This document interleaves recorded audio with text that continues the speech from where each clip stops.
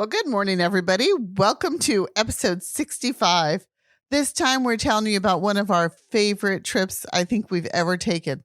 And believe me, we've taken a lot of damn good ones. This one was a road trip where we took a ferry from Denmark to the Faroe Islands to Iceland, drove around Iceland, and came back to Denmark and then headed back to Germany.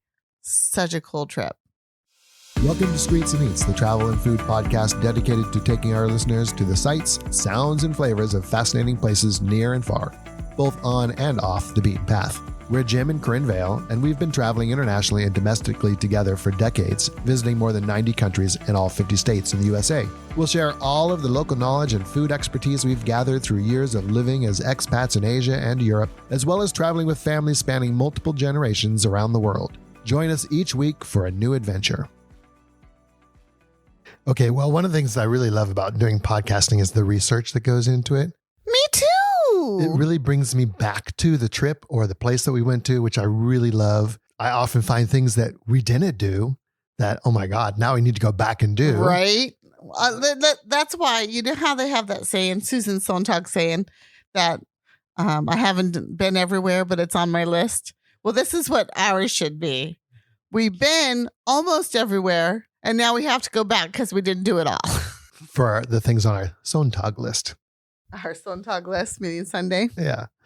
Okay. Well, I also really like coming across these little tidbits of information that lead me down rabbit holes that can sometimes last for hours. Okay. So Jim is the year of the rabbit.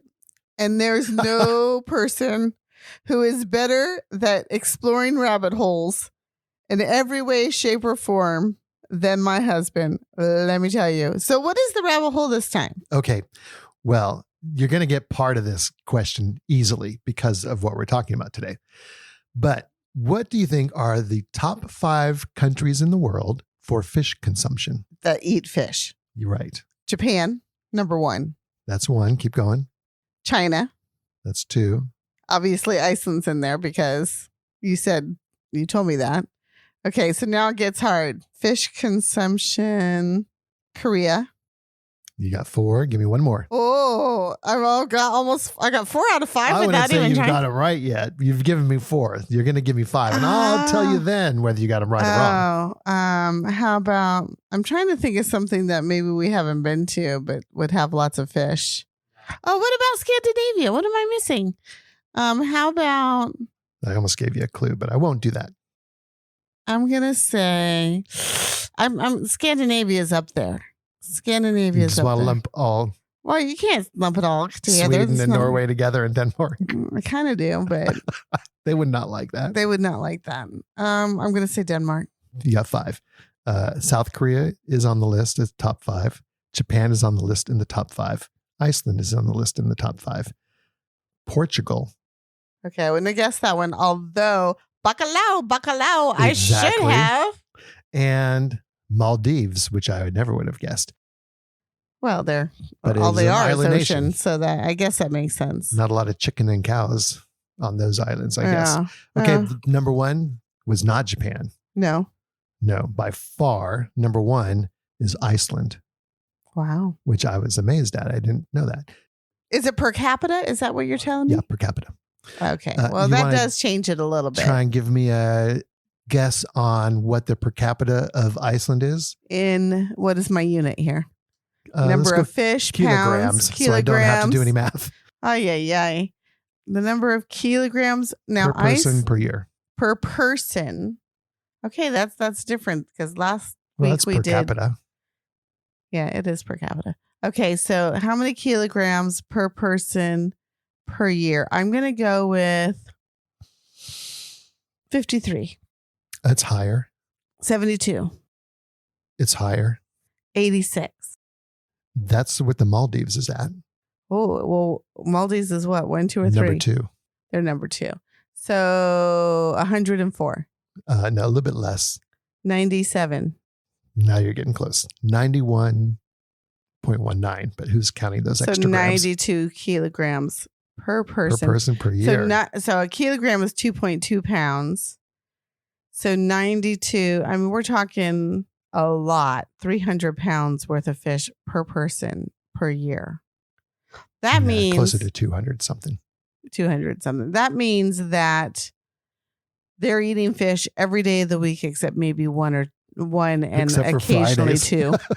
No, I don't know. Except for Fridays. That's hilarious. Okay. So what got me looking at this was, what is the unofficial national food of Iceland? Well, when we were in Iceland, I remember the national food being lamb's head. Lamb's head. Yeah, Matt, that might be the official, but what's the unofficial one? Well, and then the other thing that they're really popular for is rotten shark meat. Yeah, that's a popular one. But their actual fish that they like. No, it's not a fish. Oh, it's not a fish.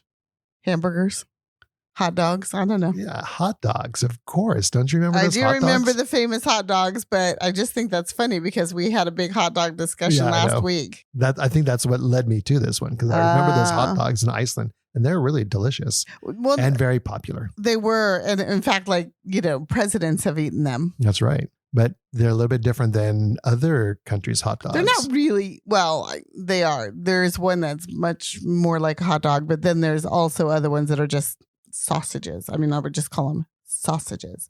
But what I think is really popular about them is not so much, the meat is part of it, definitely. Well, they add lamb to their meat, so that's But different. they also, it's just the toppings with the onions and the remoulade and like the special like this and the Different special sauces that. and everything They else. just pile it on. Yeah, they're delicious. I really like those hot dogs. And yeah, like you said, presidents have eaten those hot dogs. There's a little stand in Reykjavik That everybody goes you have to go to. You'll go to it too if you go to Iceland, which you should. We're talking this week about Iceland. And I think that when I went, it was just, you just heard everybody saying, oh, go to Iceland, go to Iceland. It's pristine. It's this, it's that. Go to Iceland in the summer, go to Iceland in the winter, go to Iceland, go to Iceland. So I have a hard time passing that by. If everybody says it's great, it's someplace I really want to go. But on the other hand, we lived in Alaska for 8 years. And I was thinking to myself, could it be that different? Well, as it turns out, the answer is yes, it is different than Alaska. But it's well worth the trip. Well worth it. That's funny that you brought that up with Alaska, because I kind of found the same thing when we went to New Zealand. Now, we're not talking about New Zealand, but after living in Alaska for a long time, yeah, New Zealand's stunning. Is it more stunning than Alaska? It's different.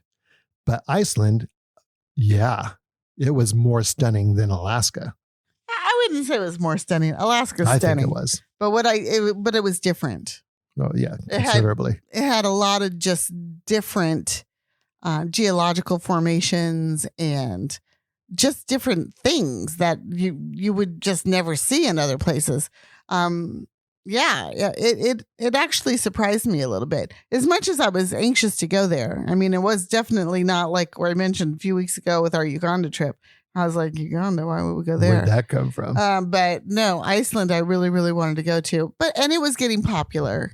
And it is still really, really popular. I think people still want to go there. You do see it on like Amazing Race, different travel shows. It definitely has been popular. I think after the pandemic, it's not as popular as it was right before the pandemic. That's true. Some places are coming back a little slower than others, maybe. But it's still very popular. And you should still go. And it's probably a really good time to go. So why Iceland? Flora, fauna, landscapes, geography. If you're into any of that stuff, Iceland's a fantastic place to go. You're not going to find a lot of like castles like you would in Europe or things like that. You're not going to find any. No. So history-wise, there, of course, is history.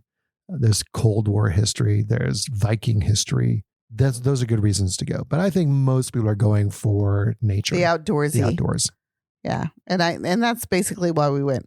Actually, we did a lot of outdoorsy stuff, and we hiked and we horseback rode and we did all kinds of stuff. But I was kind of surprised at how much like attractions, history, sites there were to go and visit. Mm-hmm. And some of the things were surprising. Oh, yeah. Most of them were surprising to me because I just didn't expect it. Okay, so how did we get there? This was for me, I'm not going to say it was like the absolute best part of the trip, but it's way up there. Just the journey to get to Iceland was so fun. Now, remember, at the time we were living in Germany, we had our own car. And one time we were up with my daughter, Erica, the one that lives here in Vietnam with us.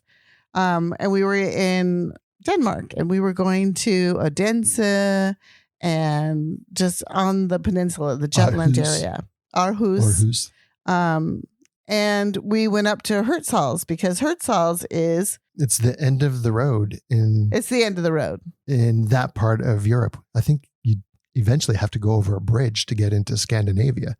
But if you're driving north, that's what I thought was the end of the road. There's an old World War II fort there and a couple of other things. There's some Viking mounds up in the area. It's kind of out there. I mean, it's out there. It's I thought we were driving the end of the road, and then we go to the information center, and then we find out there's a ferry that leaves from there. Yeah, and a cool ferry. We love ferries. We love boat rides, and not just any old ferry to not to Sweden, to Norway, to any of these normal places. No, to Iceland, a ferry where you can take your car, drive on, and get to Iceland. And oh, by the way, bonus points if you stop in Tórshavn in the Faroe Islands. Oh, yes. I mean, we took one look at that. I think we went the following summer. So it didn't take much to convince us. The summer we found out about it, we never heard about this anywhere else.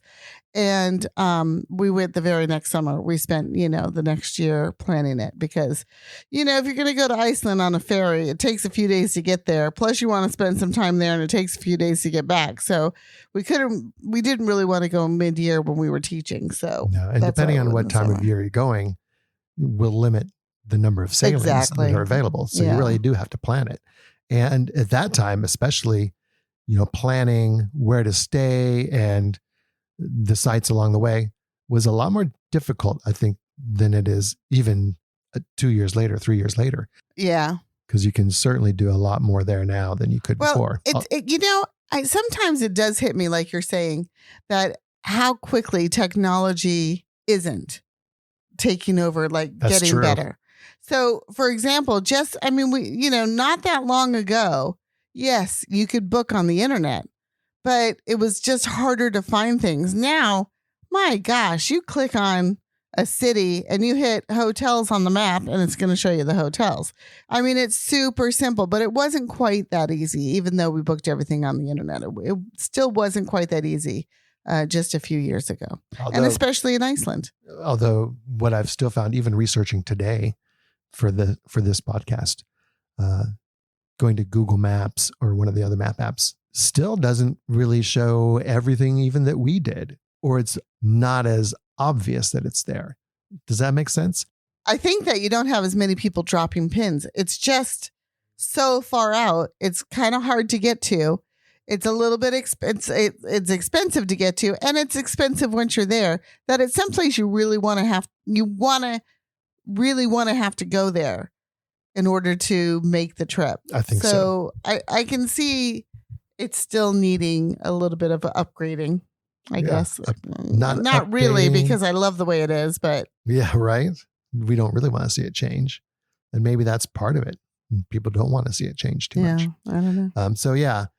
When we set it up, it was easiest to set it up through the ferry company. The ferry line had a deal going where you could book your passage, and they had some itineraries you could choose from, and then they would give you options on where you would stay on that itinerary. And that worked really good. And then they gave us a booklet of vouchers when we checked into the ferry, and we would just take that to the hotel when we stayed each night. So we knew where we were going to stay each night, but it was up to us to get there and what we wanted to do along the way. So I thought that was a really cool way to do it. Yeah, it was kind of like they booked a lot of the stuff for us, but we, then of course we did all the legwork after the fact. And we didn't really have any idea what we were getting ourselves into. So no, not once we started researching and actually got to the information center right there where you get off the boat and went to a little store. That's what we like to do. First thing when we get in a new always country, do that. go to a little supermarket. They had maps there, and their map, the Iceland map that we got, was incredible. It did have pretty much everything you wanted to find in the country on that map. Not hotels and restaurants, of course, but the sites and the side roads and things like that. And to this day, a lot of those things still aren't even on Google Maps. So that was the key. And that really helped with the planning once we got there. It's pretty easy, in all fairness. It really is. There's not that many roads that go around the island. Only one that goes all the way around. Yeah. And that's the one you're going to be traveling on. But there are lots of little, of course. I mean, Side it's a roads, country. off-road. Little side roads, little things to go see that aren't well known. And I'm sure they're still discovering them or putting them on places. People who live there, So they on know that, what they got now. So on that trip, we took the boat in. We took a ferry in. But on other trips, you could fly in. Iceland Air has had a long-standing deal going where if you're flying through Iceland, you can break your trip and have a long layover. We did fly through Iceland once when we were flying out of Germany. We went to Luxembourg City and we found a cheap Iceland Air flight back to the United States that stopped off in Keflavik at the airport.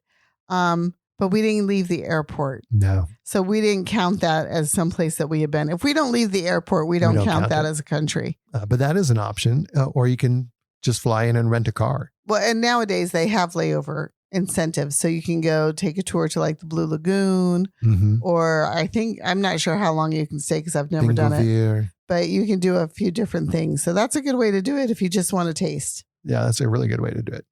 You can rent a car there and do a ring road drive like we did. Oh, you can also go on the boat as a passenger without a car and then get off the other end. There is a public bus circuit that goes around the island on the ring road. Yeah, well, we were there. We met this lady traveler, a Spanish woman who was very talkative. She was traveling solo, and we rarely travel solo just because we've had each other. We've been married almost 40 years. I mean, we don't need to travel solo, but we have many times as well. But you'll know when you travel solo, you're much more talkative than maybe you need some companionship. You need along a little the way. bit of companionship. So you're much more willing to strike up a conversation on a bus, which is what she did. And she was fascinating. I don't remember her name, I'm sorry to say. But she basically told us that she flew into Keflavik.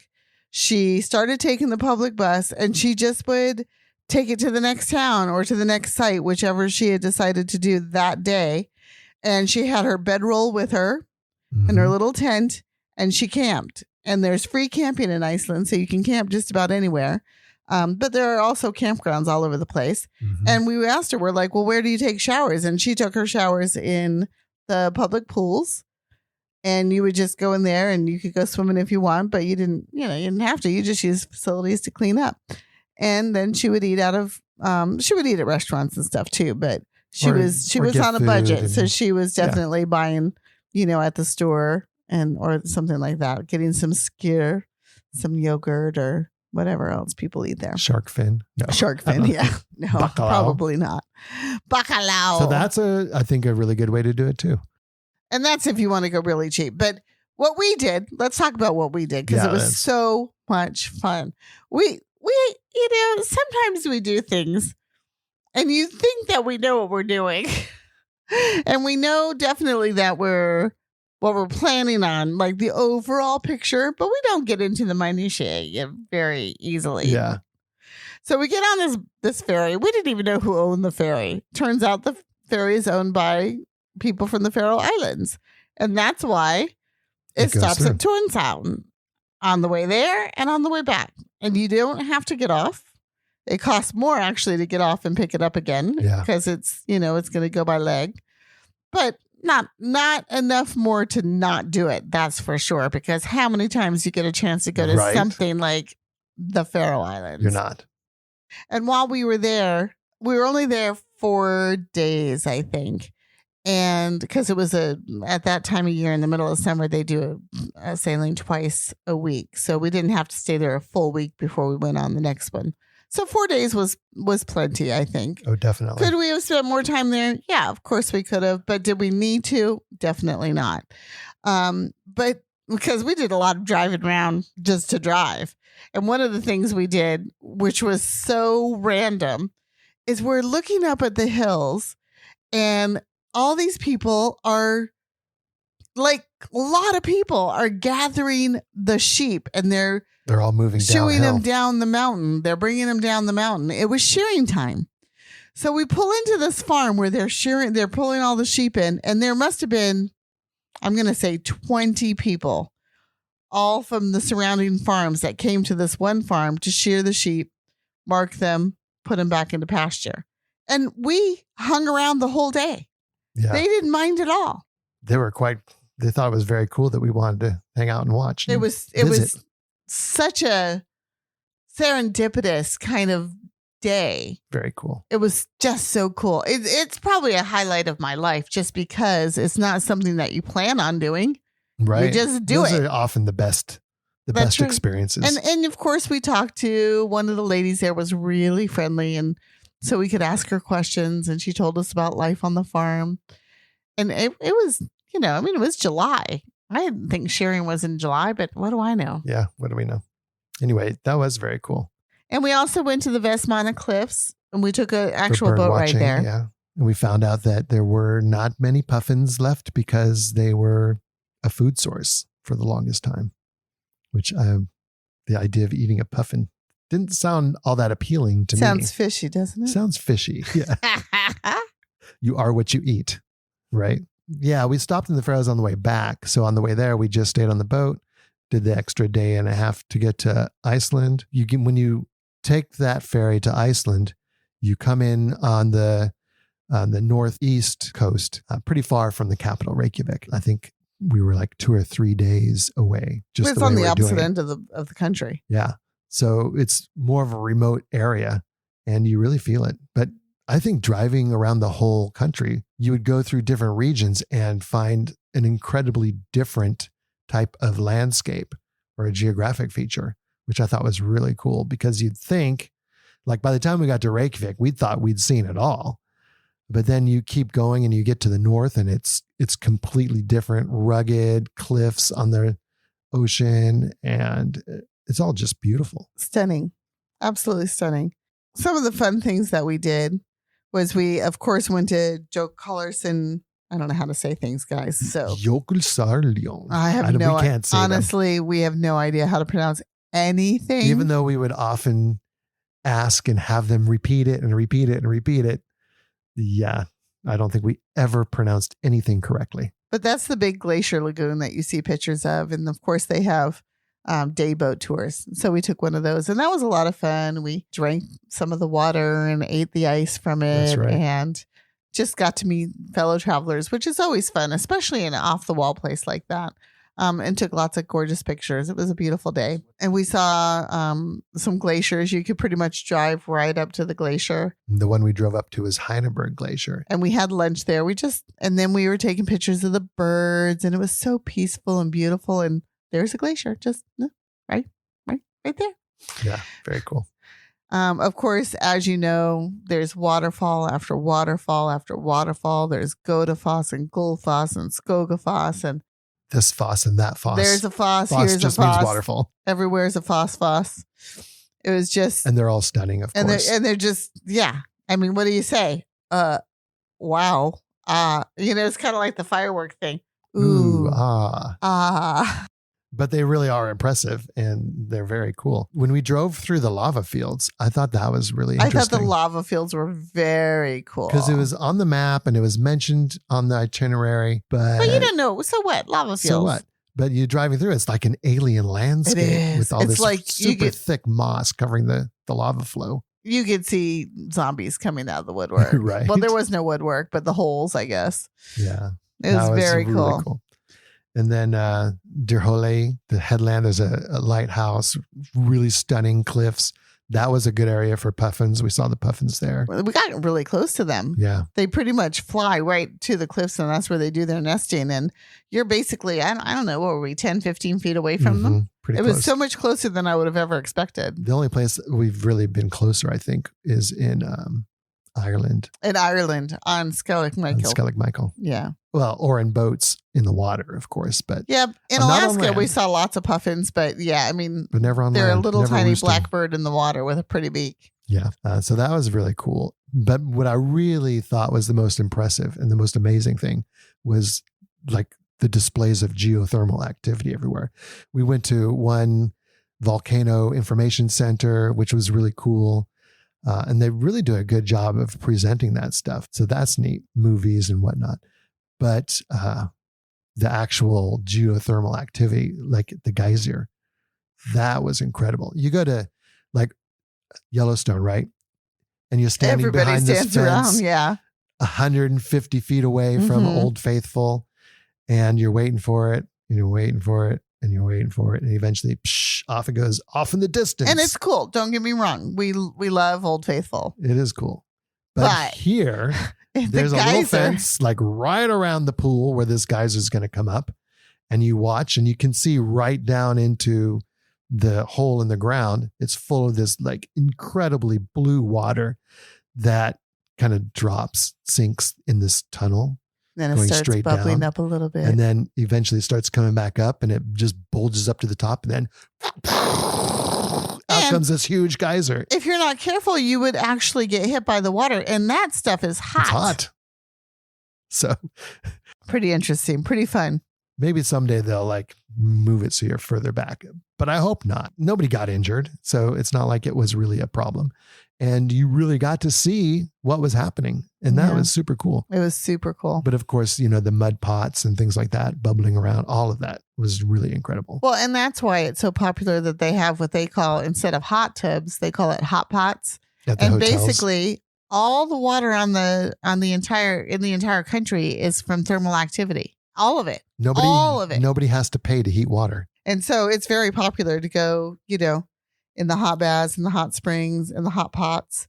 A lot of hotels will have hot pots. It's fun. Mm-hmm. It's just fun. Yeah. Well, that's, of course, one of the biggest attractions in Iceland is the Blue Lagoon. I don't know if it's one. I think Maybe it is by biggest. far the biggest attraction. And it's pretty cool. It is. I enjoyed it. The only problem I have with Blue Lagoon is because it is the number one thing to do. It's going to be it was just really pricey. And Iceland's already expensive. So when I say really pricey, it was damned expensive. Pricey. And it was a little crowded. I mean, there's a lot of people there. It's big and you can find a corner in the pool where you're off by yourself, not like completely isolated from anybody, but you're not rubbing elbows with people all the time either. But we did enjoy we had to go. We weren't going to miss it. It's a once in a lifetime type of thing. And it is beautiful. But then we went, as Jim said, we went to the north of the island later to Mývatn Lake. And Mývatn also has a small blue lagoon. And it's not commercial at all. It does have a public bathhouse where you go and you change. And I think we did pay for it, but it was a nominal fee. Nothing absolutely nothing like the Blue Lagoon. And yet it had the same blue water and you could, and the silica gel and all that. And you could sit in there for as long as you want. And there were quite a few people there as well. But it's just a different experience. And it was kind of nice because I felt it was much more authentic as opposed to being in the Blue Lagoon which was more like spa resort. Like a spa resort, exactly. Yeah. I really liked the other one better too in Mývatn. And was also, I think that whole area was kind of my favorite area, aside from the geyser down in the south. But I really loved the Icelandic ponies, and we did a horseback riding around the lake and around like cinder cones and through this one area where there were like pockets in the ground where maybe as the lava cooled, it left little pools and they would fill up with rainwater. And some of those would have fish in them. Like we're talking a little pool about 4 feet across, and you'll see a little fish swimming in there. Like how in the world did a fish get in there? Blows my mind. It was just a really cool landscape. And the whole time we're driving in Iceland, we would pull over and call the ponies to us because they were very friendly. And we petted a lot of them before we went there. So by the time we got to the north, towards the end of our trip, we were so ready to learn more about the ponies and ride them. And I did not know, because, how would I know, that they have their own gate when you're, that's called the Icelandic gate, right? Oh, yeah. I thought you were talking about like a fence gate. No, not GATE. Because that's how much I know about horseback riding. Yeah, it was just really cool. Just everything about it. Like we're on the rim of a volcano. It just really, just beyond imagining cool. Like so much fun. What an adventure. Yeah, I really love that. There was also a farm experience that you could do there. Well, we went to the restaurant. And they were milking the cows like in a room next to the restaurant with a window so you could see the whole operation. It was so good for kids, but I guess I'm a big kid because we were thrilled to death to see them, doing the whole dairy process as we're eating dinner. Yeah. And the meat. And we're having hamburger from their cows. Came from the cows. Yeah, exactly. That was a pretty cool place. I love that. And I really like that area. That was very cool. Just the whole, Iceland is a very unique place. And when you travel as much as we do, sometimes things start to run together after a while. And there's no way Iceland, I think, is ever going to run together with anything else because it's just such a unique place. We didn't mention Thingvellir National Park. Oh, yeah. I guess we should go back for that. You can't go to Iceland and not go to Thingvellir. That's where the European and the North American continents. The tectonic plates meet. Yeah, the tectonic plates. They're not coming together, but that's where they meet. And I think they're actually spreading apart in that area. And you can go scuba diving. You can go scuba diving in that continental rift, which is super cool, or snorkeling even. Yeah, we did not do that because there's an area where I'm a wimp. You can basically hop from one continent to the other. Well, you can go over a bridge. There's a bridge that you can walk across. And that's an incredible area. Just the geography. Well, they had the little lava tube bubbles. Mm-hmm. So there are lava tubes all over the world. There's some in Hawaii that we've been to, in Australia, all over the place.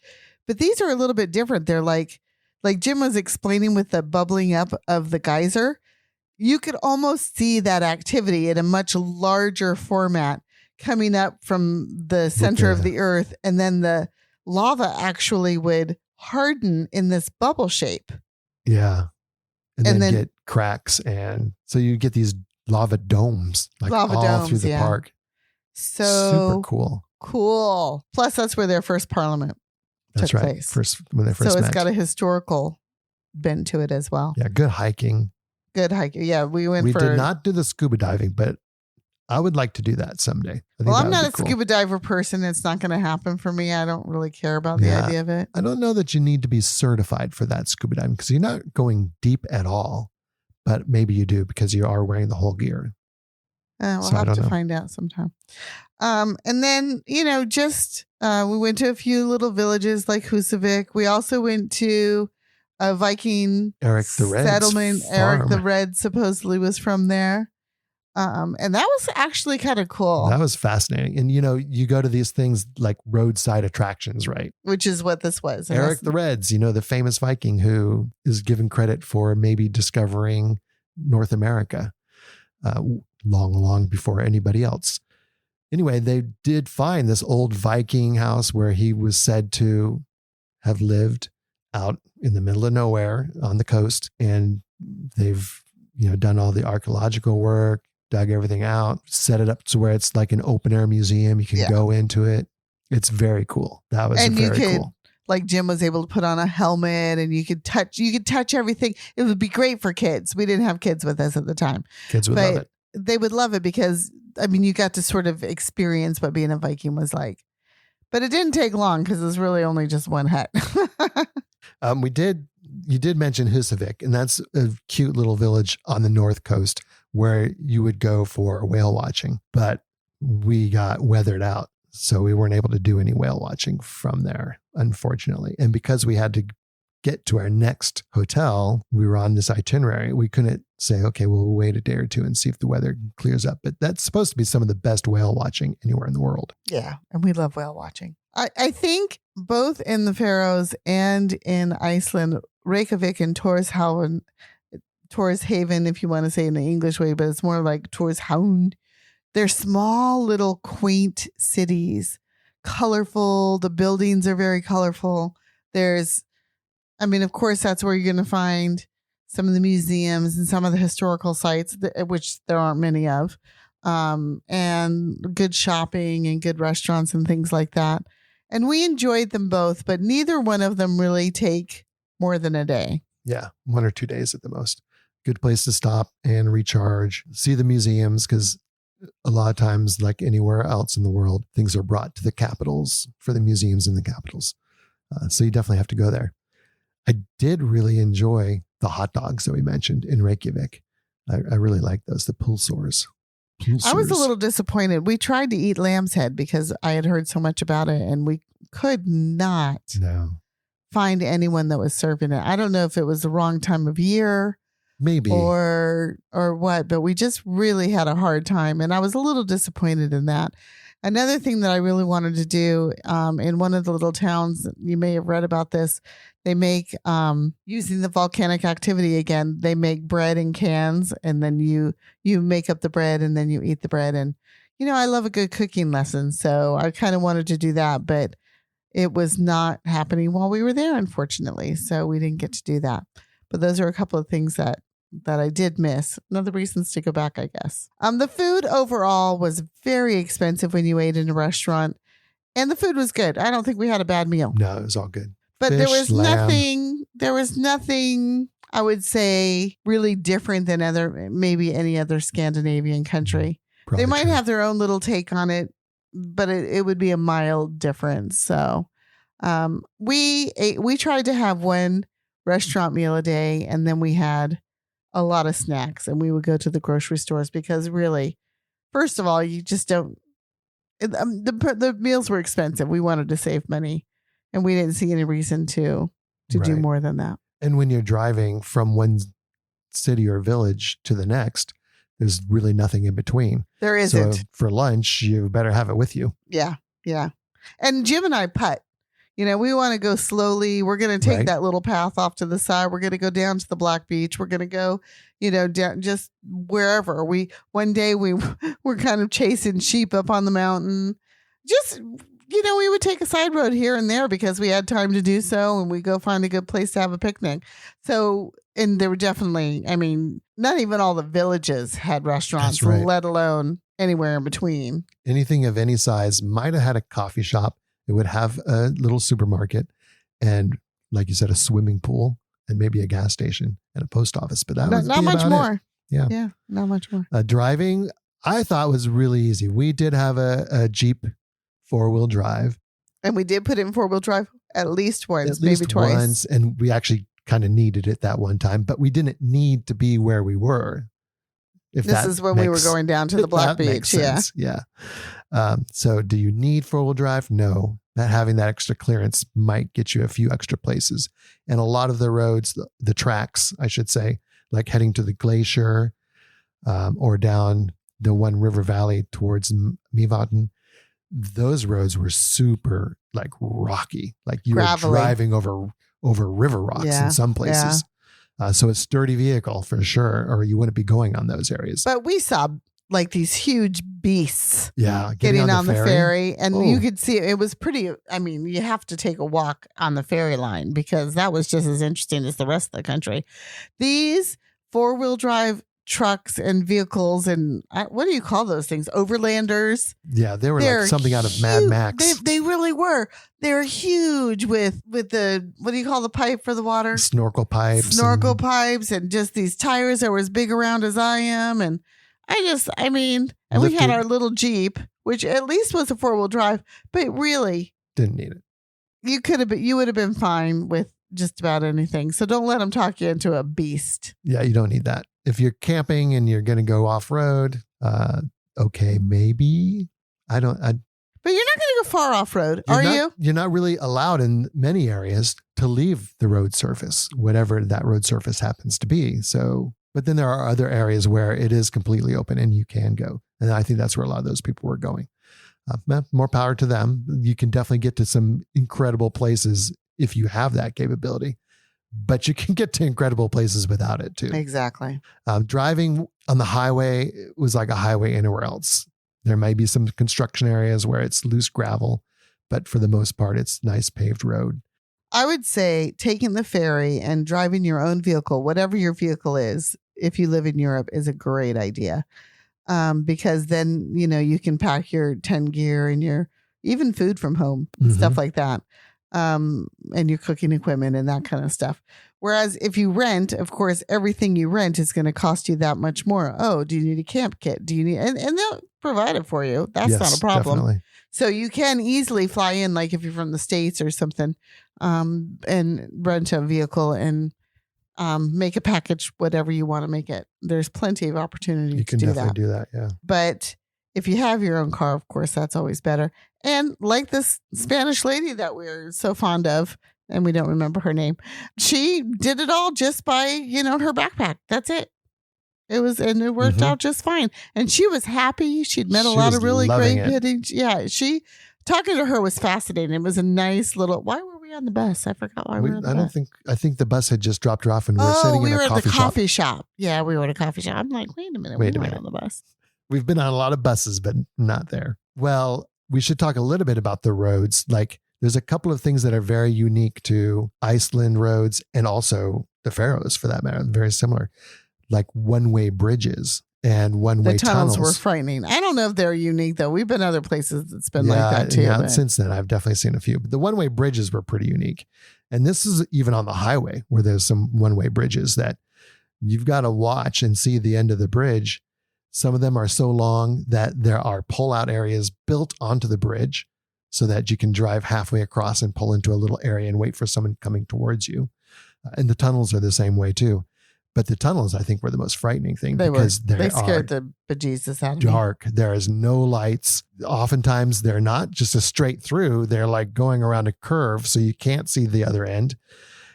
And all you have to go by is what you can hear. You roll down the window, and what you see is the headlights coming at you, and you just hope that there's a place to stop on the side before they get to you.